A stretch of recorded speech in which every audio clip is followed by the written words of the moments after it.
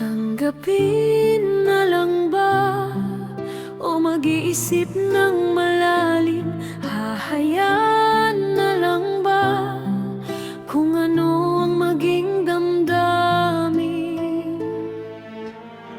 Anong mainam na gawin? Huwag na lang bang pansinin? Pero may dapat na gawin. Sarili ba dapat munang unahin?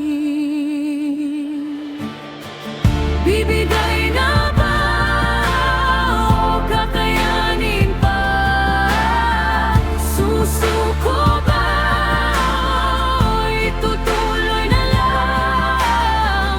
Positibo naman, nasasaktan lang, natatakot lang. Ano ang kahihinatnan?